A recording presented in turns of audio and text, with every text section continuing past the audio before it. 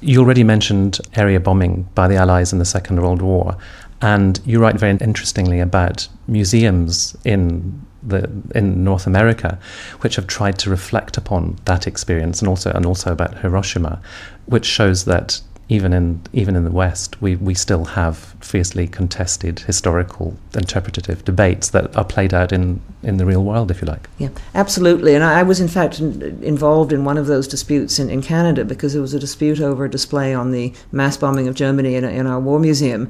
And war museums are very tricky, and there was a similar dispute in Washington at the Smithsonian Institute over the bombing of Hiroshima. War museums are tricky because they are in fact both museums and memorials. And the lines are very blurred. And so people who fought in the wars or who feel very strongly about the wars tend to see them as a memorial to those wars. And I, of course, and sort of boring historian, tend to see them as places that should enlighten and educate people.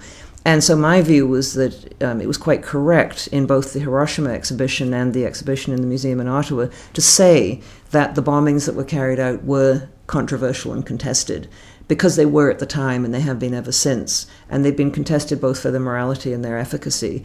And I think you should let the public know when there's a dispute. But it became terribly personal, and I had veterans phoning me up saying, you're saying that we're war criminals and you're saying we weren't brave. And I tried to say, and it's very hard to say to someone whose life it is, that no, I wasn't trying to say that. I was trying to say that the policy you were being ordered to follow may not have been the right one. The later parts of the book talk about how politicians can mobilize historical arguments in order to justify almost any course of action. And do you think, the professional historian can come along and say, well, it's more complex than that, there are various shades of meaning, but politicians have to take action. Ultimately, they have to do something or not do something. There's no kind of sitting on, a balanced argument. Yeah. Do you think historians can play a part there, or only after the event and sort of saying, well, they were wrong to cite that antecedent?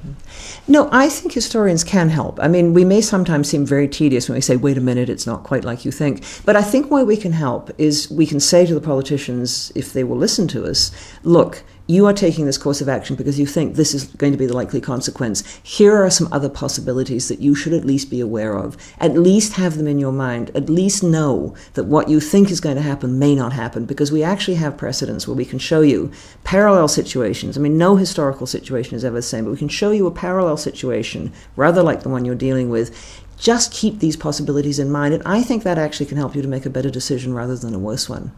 One of the most chilling things in the book is where you cite a White House advisor, a senior White House figure, who tells a journalist, you can go and analyse if you like, but we make history. We are in charge, really, which I think points to the dangers of hubris, doesn't it? It does, I think. I mean, no one has ever fully identified that White House spokesman, but I've heard from various people that it was probably Karl Rove, who himself had a very good sense of history, I mean, very close advisor to President Bush. And what he was trying to do was use the power of the White House and use the power of the United States to create facts on the ground. And I think it was hubris, because I think you can't create history. History is busy creating you as well. What advice would you give to a young historian starting out maybe at the sort of graduate research level? And who are the historians that you really look up to? We've talked about, feeling slightly queasy about saying there's a moral responsibility to behave in a certain way as a historian, but who are the historians that you would sort of recommend, if not as role models, then at least as examples to think about to a young historian? Well, the historians I admire are the ones who do their work, use the evidence, are prepared to accept evidence that doesn't fit into their theory or their particular interpretation, and are prepared to deal with it, who write clearly, because I actually think communicating is extremely important.